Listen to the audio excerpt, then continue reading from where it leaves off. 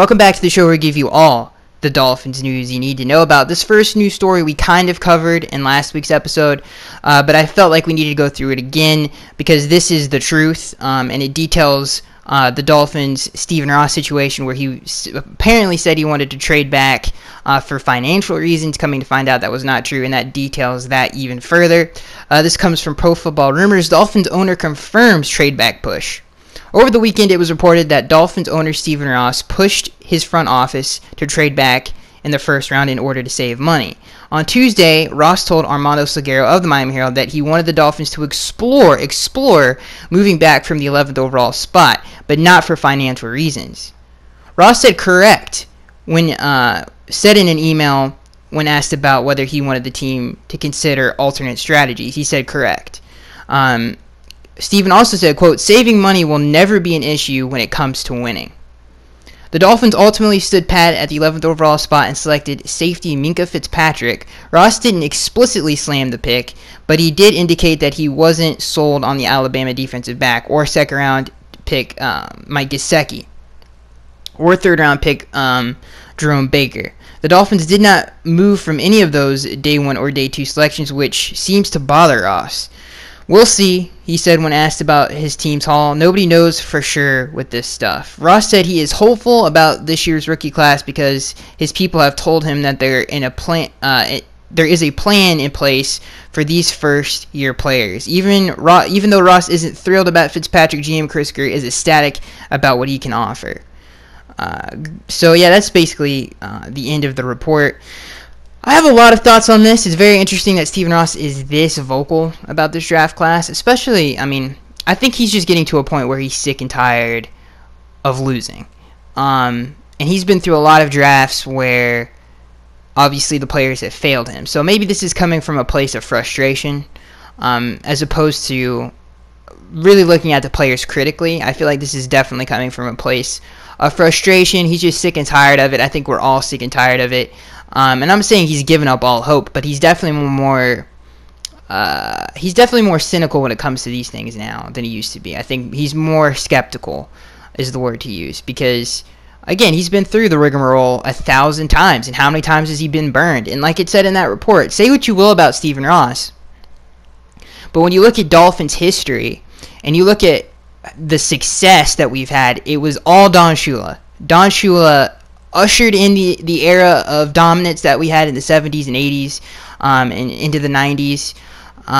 He was responsible for all of that. It wasn't Joe Robbie, who was our most obviously famous owner, winning we won 2 Super Bowls under him. So he's the most, I guess you could say, successful owner that we've ever had. But when I look at owners, we've never had again, say what you will about Stephen Ross, he hasn't won anything. We've obviously had one playoff appearance under him, but that's not due to his lack of dedication or lack of passion for the Dolphins. He's the most passionate owner that I think we've ever had. I mean, really, I really do believe that. Joe Robbie, our most successful owner, but definitely wasn't willing to go above and beyond for the Dolphins. We could have won more Super Bowls in the 70s if Joe Robbie wasn't such a stingy man. If he was just willing to play Zonka, I think kick. I don't know if it was Warfield. It could have been. I could be wrong about this. But if we kept the back in Mercury Morris, if we kept that backfield together, we probably would have won another 2 Super Bowls, maybe. So we could have had 4 rings in one decade. That would have been pretty nice. But obviously he wasn't able to keep those guys together because of financial reasons. My point is we've never had an owner who's willing to go above and beyond like Stephen Ross is, and I love him for that, even though the decisions he's made over his tenure as the Dolphins owner haven't been always the best decisions. I think he's held on a little bit too long to certain coaches and certain regimes. But you can't fault the man for his passion and his dedication to the Fins. And I think this shows in this report that he is frustrated and he does want the Dolphins to succeed as much as we do as fans. And I think that's the highest honor you can give your owner when they care just as much as the fans do. So I love that about him, and hopefully he continues that passion. This next news story Dolphins Tannehill on track in recovery. This comes from Pro Football Rumors. Dolphins quarterback Ryan Tannehill remains on track in his recovery from a torn ACL, according to Tom Pellesso of NFL.com. Should Tannehill go down with another injury, head coach Adam Gase says the team will not reprise last year's Jay Cutler situation. The Dolphins have Brock Osweiler and David Fells under contract as backups to the 29-year-old, 30 in July. I mean, dude, I don't know what else to tell you guys. I am not confident. And the reason I'm saying that is I just don't think we're going to be competitive without Tannehill. That's the reason I'm not. And that's the whole point of having a backup quarterback, is at least staying competitive. And it's very hard to do. It's very hard to find a starting quarterback, let alone a backup quarterback. So I'm not saying that. I'm just saying I think it's pretty clear to everybody that if Tannehill did suffer another knee injury, it's just going to be another rough year. It's just going to be just another rough year. This next news story, Dolphins have open kick competition despite picking Jason Sanders. This comes from Pro Football Rumors. Former Florida Atlantic kicker Greg Joseph, who signed with the Dolphins after the draft, is expected to be in open competition with Jason Sanders, who the team selected in the 7th round of the draft. Barry Jackson of the Miami Herald reports Joseph spent time last season working with Dolphins kicker Cody Parkey, who signed with the Bears this offseason. Dolphins special teams coordinator Darren Rizzi explained some of the rationales behind drafting Sanders in the 7th round out of New Mexico. Despite his 71% conversion rate in college, Rizzi stated via Jackson that the team didn't look heavily into his percentage due to faults in collegiate special teams operations such as faulty snaps and holds. So basically what he's saying is it's not his fault. It's the snapper's fault, it's the holder's fault. It's the people blocking for him. As much as it was, his fault. It's not all on him, is what Darren is saying. I trust Darren. I think we all do. I mean, he's been the most consistent coach we've had over the last 15 years. That's saying something. Darren Rizzi has been a constant and consistent producer for the Miami Dolphins as long as he's been here, and that's why he's survived so many coaching regimes. So whatever he says, I'm on board with. This next news story comes from the Miami Herald. It's concerning the Dolphins safety situation. The Dolphins have too many safeties on their roster as of right now. Again, this comes from the Miami Herald. If you look at the Dolphins' internal depth chart, hidden somewhere in the team's practice facility where reporters aren't welcome, it raises a significant question because it features Rashad Jones as the starting safety, TJ McDonald as a starting safety, and obviously Mika Fitzpatrick figures prominently because he was the team's first-round pick in last month's draft, and it would be a bad look if the number 11th overall player selected in the entire draft was on the bench throughout 2018. So the Dolphins have 3 prominent safeties for a sport that typically demands 2 starting safeties, except that Matt Burke envisions a plan that he needs 3 big-time safeties playing a lot. So expect Jones, McDonald, and Fitzpatrick to play, except times when all are on the field, but one of them is at another spot, and there may be times 2 of them, either Fitzpatrick or McDonald, miss snaps based on opponents and situations. This is the vision. Matt said, quote, "It's always good to have different weapons for me. And I know I mentioned this last year, the way offenses are going, and even you look at some of the guys we drafted on offense, the tight end spot and running back spot, those sorts of things, we're going to put the best 11 players on the field from play to play, week to week, with our matchups." Again, this is a quote from Matt Burke. I have a little more comfort level now with how to use those guys. So we're going to let those guys compete at safety. But again, I look at the linebackers. There may be some 3 safeties packages when they're on the field together. There may be times TJ Rashad are a better grouping for us, or Minka and Rashad are a better grouping for us, or something else. I don't know. Rashad Jones, a Pro Bowl player, isn't coming off the field. The other 2, meanwhile, are going to be all over, including sometimes on the bench. Matt said, quote, "Our challenge as a coaching staff is to get the best feel for how to utilize those guys. What are their strengths? So when we get into a game plan situation, it's, hey, this guy's better doing this, or let's use this guy this way." This Burke plan this is Burke's plan, but it can all change because he has been around Fitzpatrick all of 48 hours, and not one of those were in team drills on the field with other veteran players. But in his mind, Burke sees the possibilities. So yeah, it's interesting stuff. I don't necessarily like it. Now he said he's going to try to get all three of them on the field at the same time.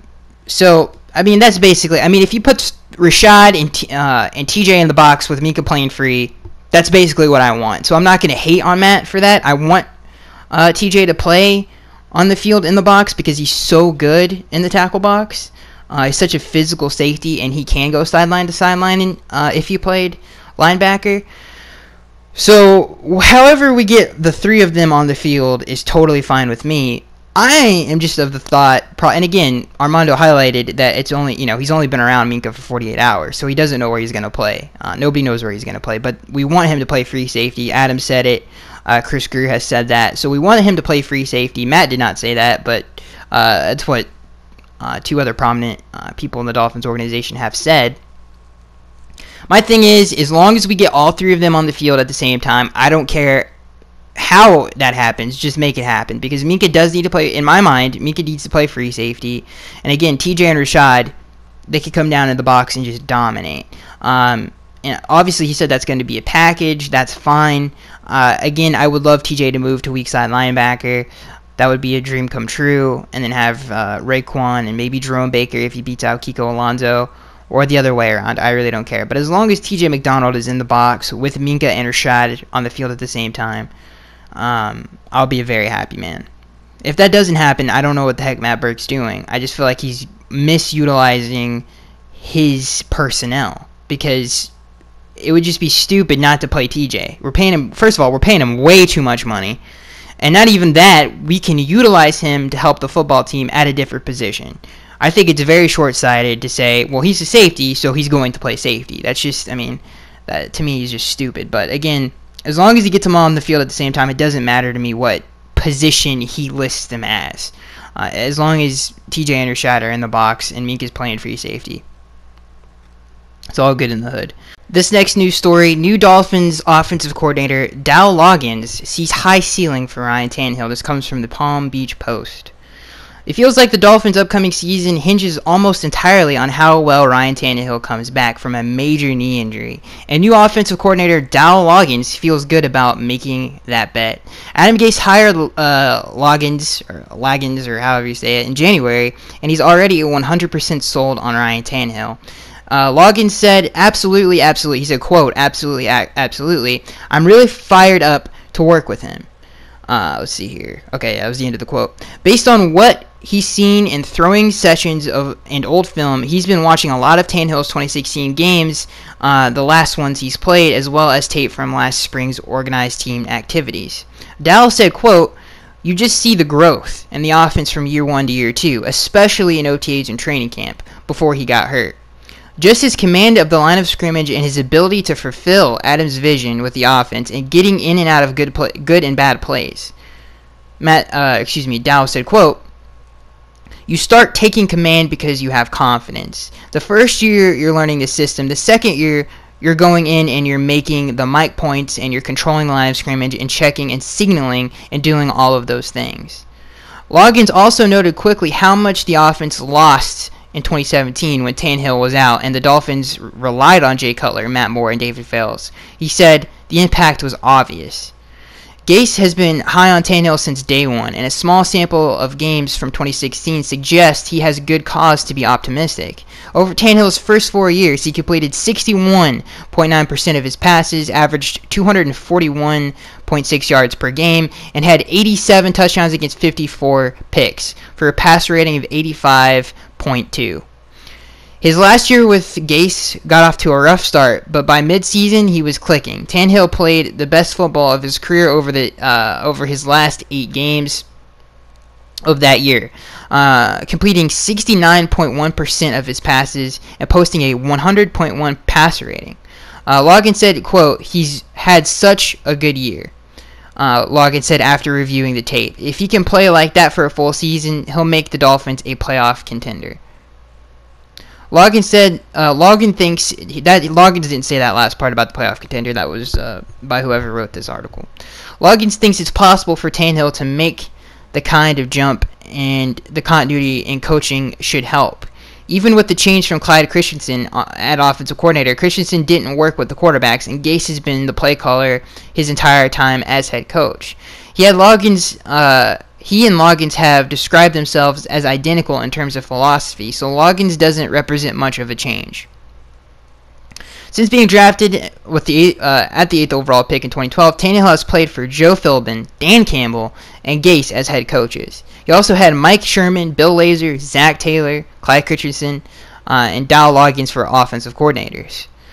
In fact, Tannehill has worked through the turnover and played decently, as well as his overall personality and work ethic, who won Loggins over quickly. Loggins said, quote, "He's a really intelligent guy. He works his tail off. The one thing that I didn't know about Ryan until I got here is how much he loves football. He throws the ball very well. I was excited to see that. You see that tape and you're like, hey, this guy can sling it around a little bit. He's done a really good job of overcoming his injury." So a lot of interesting nuggets there. Obviously, I'm very happy that Dow thinks so highly of Tannehill. I think even myself, and I'm going to be honest with you guys, really, I don't know what it is, but I think I was quick to forget how well he played in 2016. I mean, he brought that team to a 10-win season, and that defense was almost dead last. I think we were dead last in run defense. We were almost dead last in all the other categories.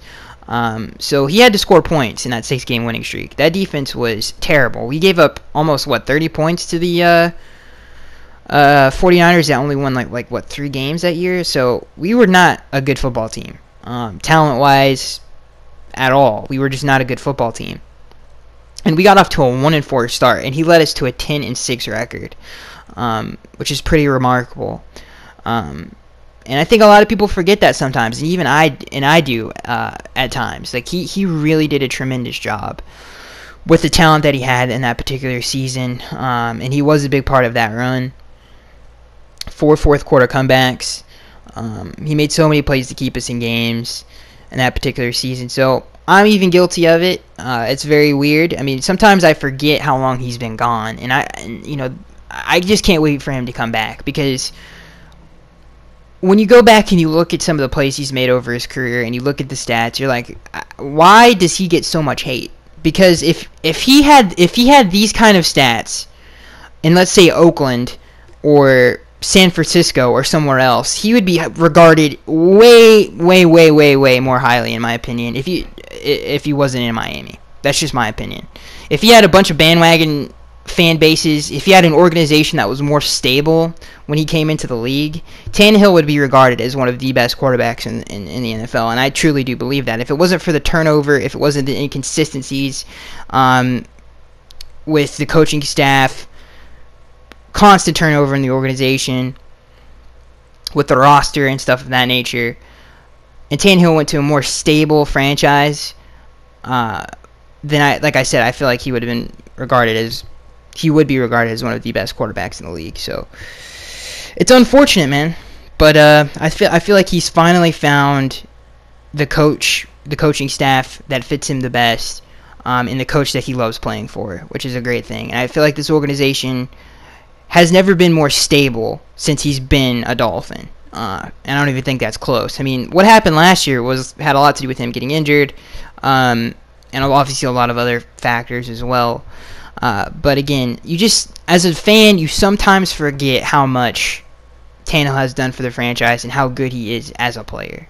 I feel like he's underrated a lot at times. This next news story: can new Miami Dolphins OC Dow Loggins make wide receiver Devontae Parker a superstar? This comes from the Palm Beach Post. The Dolphins are still waiting for a breakout season from their former first-round pick Devontae Parker, and his coaches and teammates are always quick to defend him by pointing out how much injuries have held him back. While there's not much Parker can do about getting hurt, and there's good reason to believe that that's his biggest problem, there are some things he can do better on the field. New offensive coordinator Dal Loggins is enamored by his talent and envisions him being an explosive threat this year, but he has a few aspects he wants to work on with him. Dal said this about Devontae Parker. He said, quote, "Just consistency. Just the fundamentals here and there that he hadn't gotten to really master because he's been limited. It's been impressive." This is still Dal Loggins talking. "It's been impressive to see him fight through some of the stuff that he's overcome. Being banged up, being hurt, doing those things. Once he gets healthy and plays consistent with Ryan Tannehill, I think that his production will go up and be the player that we think he can be." Back to the article. This is a crucial year for Parker's future with the organization. The Dolphins already exercised their $9.4 million option on him for the 2019 season, the last year of his rookie deal. But he can be rescinded as long as he's not injured. He'll have to prove he's worth a raise that nearly triples what he's going to make this year and possibly show he merits a long-term investment. Miami took him with the 14th overall pick in the 2015 NFL Draft, and his rookie season was mostly a struggle. Parker played better in year 2. His first year with Gase, he had 56 catches for 744 yards and 4 touchdowns. After an overwhelming offseason and preseason, the already high expectations were heightened even more. However, the Dolphins lost Tannehill to a season-ending knee injury in training camp, and Parker battled health issues of his own throughout the season. His numbers dropped: 57 receptions for 670 yards and 1 touchdown, and he was the team's number 3 receiver behind Juice Landry and Kenny Stills. There are only 5 games in which he managed more than 5 catches. What Loggins loved, though, are the things he does that are hard to coach. Parker's natural ability plus some finer points of the position that he's mastered were evident when he sat down in film study. Dal said, quote, "The one thing that's really impressive about Devontae is for a tall guy, he can really get it in and out of breaks. To run those comebacks and to be able to drop your hips is a lot of long cut guys struggle with that. Devontae has the ability to do that." Loggins said, quote, I had the advantage of seeing some of the OTAs and training camp cut-ups that we got through the first cut-up. I turned on was day 1 of training camp, and he's going above the rim and catching a red area touchdown. We've got to make sure we max out his potential because it's there. Listen, I'm not saying Dal's drinking the Kool-Aid, but I'm saying Dal's drinking the Kool-Aid. Listen, I've drank the Kool-Aid 2 seasons in a row now. And I'm not even going to say 2 seasons in a row. I'm going to say 1 season. And you guys heard me up here pounding and beating my chest saying Devontae Parker is going to be healthy. He's going to be consistent. He's going to play hard. He's going to be the Devontae Parker that I said that he could be. And that's a dominant outside receiver. Will he ever be that? I highly doubt that as of right now. And I'm not saying, listen, I don't mean to hate. I'm trying to appreciate. But it's very hard to when Devontae Parker has burned us as fans as many times as he's had. We'll see. But I'm in total I'll see it when I believe it mode with Devontae Parker. I am not drinking the Kool-Aid this summer. I am not going to be like, oh, in July when I do a video for you guys, when I do the podcast for you guys, and we hear Devontae Parker's catching 2 touchdowns in practice and scrimmages like he has in the past where he's going off for 150 yards. He's got 2 bombs. He had an 80-yard touchdown against the Eagles in a training camp practice. I'm not drinking the Kool-Aid. Until he puts tangible production on the football field, again, I'll believe it when I see it. Dow hasn't been here. He hasn't seen Devontae Parker struggle. And again, his teammates and the coaches could attribute that to injuries. Sometimes, man, he is just not consistent. Now, whether that had to do with Jarvis, I don't know. Again, a lot of it is apparently due to injuries. But consistency is a huge issue with Devontae Parker. And Adam Gase questioned his motor last season.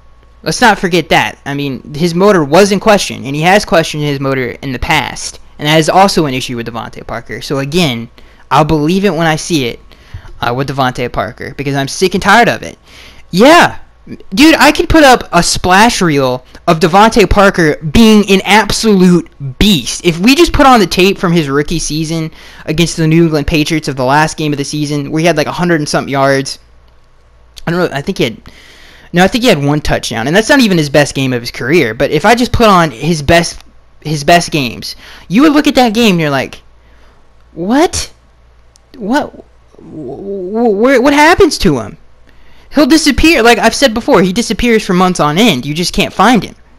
So we just need to be more. I forget the injuries, forget all that other stuff. He just needs to be more consistent, and he'll be a great player. But man, that separates the good from the great, is being consistent. Can you play at that level for a 10-game stretch? And that's what makes Antonio Brown and Julio Jones, and Calvin Johnson of the past, Larry Fitzgerald over his career, Jarvis Landry. That's what makes those players great, is because they consistently put that production onto the field. Devontae Parker is as talented as all of those guys, and I'm not even joking. He is 6'4". He ran a 4.3 40 at the combine. He was a great route runner in college. Mike Mayock said he was the greatest run after catch receiver he has ever seen. Devontae Parker has all of the talent to be a great player. He just needs to be more consistent. And some players just don't have it. And that's, we can say that about a lot of players throughout NFL history, where they had all the talent in the world. They just didn't consistently put that onto the field. And hopefully he's not one of those guys. But again, guys, I'm telling you guys, do not drink the offseason Kool-Aid ever again until you see this man consistently put up good numbers throughout the NFL season. This next news story comes from the Palm Beach Post. It says, this is the story. Healthy Raekwon McMillan is, quote, a huge acquisition for the Dolphins defense. I think that's a quote from Matt Burke, if I'm not mistaken. Every conversation about the Dolphins offseason seems to steer back to the return of Ryan Tannehill. Adam Gase has brought it up constantly, and a healthy Tannehill should make a difference. Defensive coordinator Matt Burke feels similarly,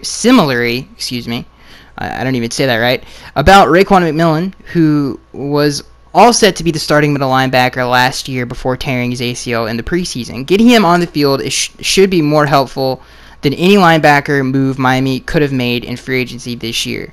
Matt said, quote, if it works out the way we think it can and hope it does, that's a huge acquisition for us, Matt Burke said. McMillan was the 54th overall pick in the 2017 NFL Draft, the 7th linebacker selected, and was impressive upon arrival. He had 102 tackles in his final year at Ohio State and turned pro at age 20. Burke said he and the linebackers coach Frank Bush were recently reviewing the practice film from training camp and saw a player that was on the cusp of taking hold of his role. McMillan has not been on the field since his injury, but much like Tannehill, he's remained involved in meetings and film sessions to stay up to date on what the defense is doing. The Dolphins have not specified exactly what he'll be doing when organized team activities begin on May 22nd, but his rehabilitation is going very well. Matt Burke said, quote, we really felt like he was just starting to take the next step when we got him going before he got injured. We had high hopes for him last year. Nothing he's done since then has discouraged that. He's been really in tune, been really sharp. He's got all the leadership skills and things you look for, especially at that position. Matt Burke said, quote, he's worked his butt off to get better. He's rehabbed. He's in here every day. He has not shown any limitations so far, which has been encouraging. Hopefully he's a big piece for us. I'm encouraged by him, and I'm excited to see him get to work. The team has already made clear McMillan will be the starting middle linebacker this season, leaving Kiko Alonso to play on the outside. The position as a whole is one of the biggest question marks for the Miami Dolphins this year, so the defense has almost as much at stake as McMillan's return as the offense does with Ryan Tannehill. Now, what the difference is between Tannehill and Raekwon McMillan, we know what Tannehill can do at a high level. We've seen Tannehill play at a high level. We have yet to see Raekwon McMillan play an NFL regular season game, so we don't know what Raekwon McMillan is. We just know from what he was in college, He was a great leader, a very smart, instinctual middle linebacker who was a tackling machine. A very old school thumper kind of a guy. Obviously, the criticisms of him coming out of college were, can he play in space? Can he play on third down? Is he a 3-down guy? We'll have to see about that. Matt Burke has said in the past that he's confident in his coverage skills. Obviously, we have, just like any other NFL defense does, we have certain packages on obvious passing downs. So he doesn't necessarily have to be that to be a successful NFL linebacker. We've seen that with C.J. Mosley. I mean, he is way slower than Raekwon McMillan and way less athletic, but still relies on his instincts to play super fast. He's one of the best middle linebackers in the game. Same thing with Dante Hightower, although he's more of an outside guy. He's not a good player in space at all. So, again, like I said, it's hard to say, like, will Raekwon McMillan come in and really help us stop the run? It's hard to say because we haven't seen him play on the field. But, again, from what we know of him in college, he absolutely can do that. And from what we've seen in interviews and what players and teammates have said about him, he's such a great leader, and I can't wait to see him play. It should be good for us. And I love his number 52. Again, if you guys forget how he got hurt, the man was on punt coverage and tore his ACL. I remember watching that game and thinking, why? Just why?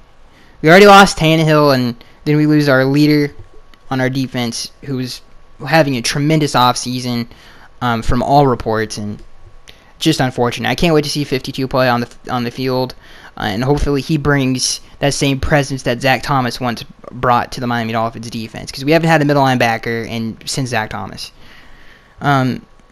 This next news story comes from the Palm Beach Post. Rookie running back Kalen Ballage says he can do it all for the Miami Dolphins. Kalen Ballage checks every box on Adam Gase's list of necessities for a running back. He's fast, he's driven by a perceived snub in the recent NFL draft, and he's got versatility to do whatever the Dolphins dream up for him.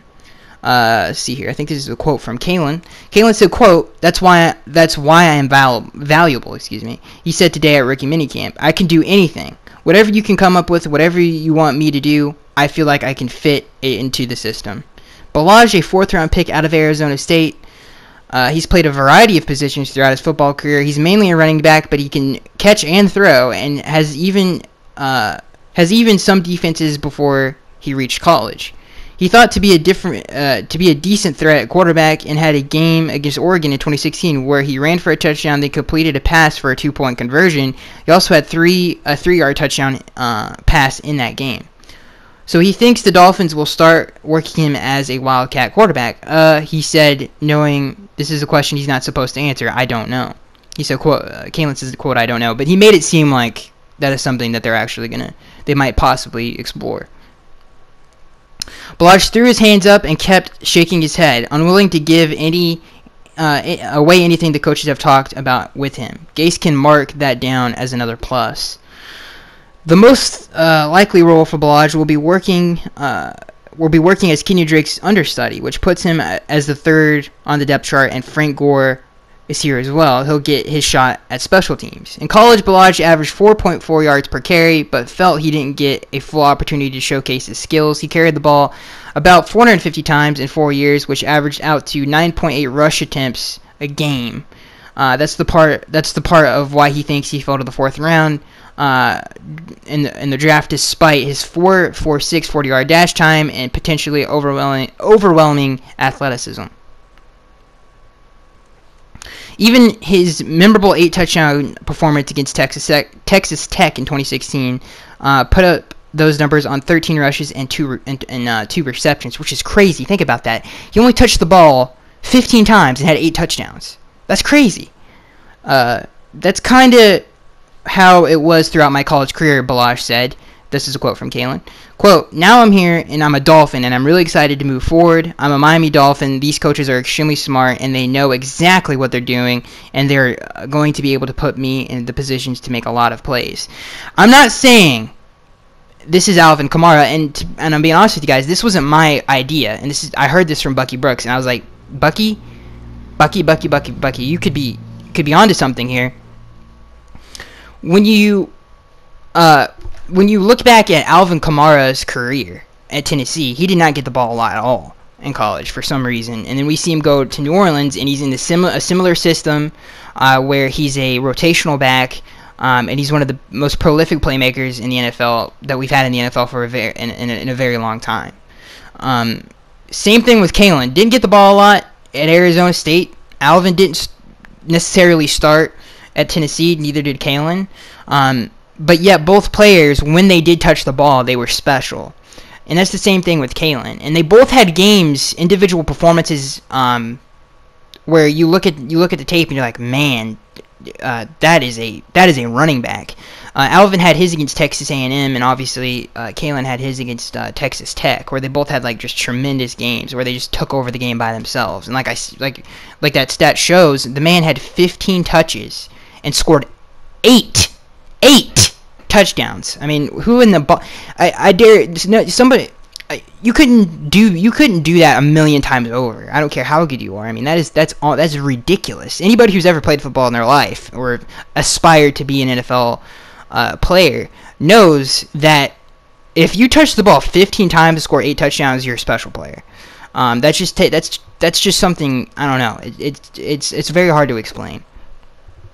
I mean, that's just something that you don't see ever. So in that regard, him and Alvin Kamara, when Bucky Brooks compares him to Alvin Kamara, there's some similarities there. Not necessarily their game when you watch them both play. They're not, they're very similar in the terms of what their strengths are. But when you look at both of them, similar backgrounds and similar upbringings in college, and I think that's very intriguing. So I can't wait to see Kalen. What did I say? When we drafted him, I really do feel like a bunch of Dolphins fans are going to be pleasantly surprised about how talented of a player he actually is. I mean, his resume is ridiculous when you look at what he's been able to do when he does get the ball in his hands. And he's going to not the same system in terms of scheme, but the same mindset where he is going to be a rotational running back. So he doesn't have to touch the ball a bunch of times, but when he does get his opportunities, he makes the most of them, and he proved that in college. And that's the same thing with Alvin Kamara when he came into the NFL. He's going into the exact same type of situation where he is a rotational guy, but when he does touch the ball, he is going to be an explosive playmaker, and I cannot wait to see what Kalen is going to do. And if that is true with the Wildcat, remark and all that other stuff, it's good to see Adam Gase he's like, I know I can use him, and I'm going to use him a lot in this first season, which is a good sign for us all. Because when Kenyon was drafted, we didn't see him until this past season take a good amount of snaps, even though he made a ton of plays his rookie season. So it's good to see that it looks like Kalen is going to get a good sample size. This next news story, Miami Dolphins look for new punt returner to replace Juice Landry. I have a lot of thoughts on this one. The Dolphins never clearly slated how they divided up punt returns between Juice Landry and Jakeem Grant, but they appeared to lean toward Landry when they were backed up, and Grant when they might have a little bit more room to run. Grant is still here, but Landry's departure to Cleveland means the team needs a new return man for punts. That looks like they're going to be in high traffic situations. Veteran receiver Danny Amendola, who often returned punts for New England, seems like the most likely man to replace Landry in that role. Special teams coordinator Dan Ruzzi said, today he's considered Amendola, receiver Albert Wilson, and rookie running back Kalen Ballage on punt returns in addition to Grant. He's a quote, "We've added a couple of guys onto the roster that have had return experiences. We all know Amendola did it with New England. Albert Wilson is a guy that did it in Kansas City. He's just got buried behind a couple of really good returners, but he's got return experience as well. Then Ballage was a kick returner at Arizona State. This is, again, a quote from Darren. He's a big body that can run really well. He had some really productive kick returns. We've kind of added a couple of pieces there as well." Rizzi said all of 4 players will get reps as punt returners over the next several months. The Dolphins began 4 weeks of off-season practices on May 22nd and start training camp in late July. There's plenty of time to nail it down before the season opener. I have a lot of thoughts on this. Number one, I have always hated Jarvis Landry returning punts. Obviously, he had the one clutch punt return touchdown against the Redskins many years ago, which was amazing. But other than that, Jarvis was not a very good punt returner, in my opinion. I just didn't think he had the short area quickness. He never had the short area quickness to make people miss to be a really good punt returner. He just never had the speed to be a threatening punt returner. So I've always felt that, obviously Jakeem didn't get as many opportunities at it because he kept fumbling the ball, and that was obviously a mental thing with him. So hopefully Kalen can take that role. I really don't. Again, Danny Amendola, he's crafty, but he's not going to break one. Kalen can break a touchdown catching a punt return. Like he has all the tools to do so. So yeah, I would love to see Kalen in that role more than anything. This next news story I couldn't find, so I wanted to bring it up myself. So it might not be as articulated as well as some of these other stories, but I don't know. Just if you made it 40 minutes into this video, you can hear me ramble just 5 more minutes. So this is the final news story. The Dolphins Adam Gase came out and said that they're trying to run the no-huddle offense.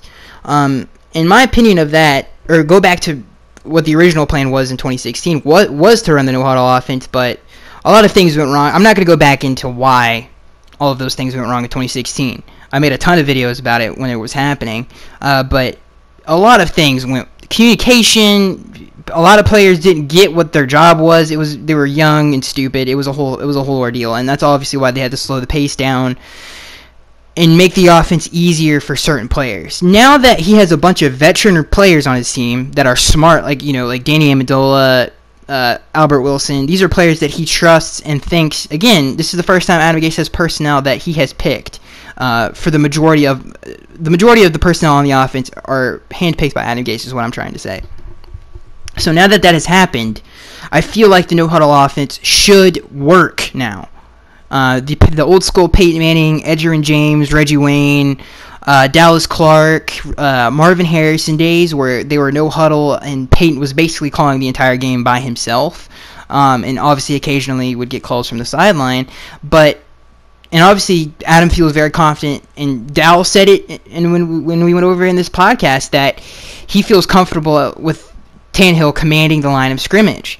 So we're going to see that this season, and I hope to God it works, because, dude, when that works, it works. Like, that is a very successful offense that dates back all the way into the Johnny Unitas days when they didn't even have offensive coordinators back in the day, and he would just no huddle and call plays by himself to his teammates. I mean, it's always been a super successful offense, and obviously Peyton Manning brought it into this era. So I can't wait to see Tannehill do it. I definitely think he has the smarts for it. It's just up to the other players to really get on board with it. And like I said, hopefully this group can do it at a high level. And again, the majority of the players on the roster are handpicked Adam Gase guys who he feels like can execute his vision to the best of their ability. So with that being said, I expect them to run the offense at a way higher volume than they did in 2016. The first 4 games we ran that no-huddle offense and we went 1-4. So that's how bad we were at it, and that's why Adam Gase had to change the offense to slow the game down, be a more physical football team, really utilize that offensive line and play smash mouth football. So hopefully this season, with the versatility we have in the backfield and all that other stuff, we can be that kind of an offense, and we have the talent to do it, man. We just need to put it together and execute. But I thought that was an interesting nugget that I wanted to bring up, because I'm super excited to see that, and they did that at a super high level. In different personnel groupings, they were able to switch in and out of in the no-huddle offense, which I think is a very exciting for fans to watch. Like, not to get too technical, but like when you're an empty set and you have a running back in the slot, you can motion him in the backfield and still run whatever running plays you want to run, draws, inside zones, all that kind of stuff, and still be effective in the passing game. But you need a running back who's a legitimate threat as a receiver. Who do we have on this roster? We have Kenyon Drake and Kalen Ballage, and Frank Gore has done that. He's not the athlete that he used to be, but he's always done that at a high level throughout his career. And Jay Ajayi was never able to do that at his time down here in Miami. at least to that extent, where he has to be like a pretty dang good, you have to be a good receiver to do that, and we have the talent to do that. So just the idea of switching personnel, switching formations seamlessly in the no-huddle offense is going to be very, very fun, and we're going to see a lot of different personnel groupings this season, not just the same shotgun formation that we saw over and over again that led us to be super predictable last season. And I cannot wait for that, because with the additions of Durham Smythe and Mike Gesicki allows us to do some of those things and be more versatile and to be more dangerous in the red area as well. So I can't wait for this season. Like I said, I really feel like this offense is the best Adams ever had in terms of what he wants done, and I cannot wait to see that onto the field. And hopefully, and I have a lot of confidence, if Tannehill comes back healthy, it will be executed at a high level. So I just wanted to bring that up before I let you guys go. I am Skagster1083. Make sure you guys go check out the channel if you like more. Again, this podcast is uploaded each and every single Sunday. So one episode every Sunday where we run you through the weekly news of the Miami Dolphins, and I give you my opinion on said news. And I am Skagster1083, and I will see you guys in the next one.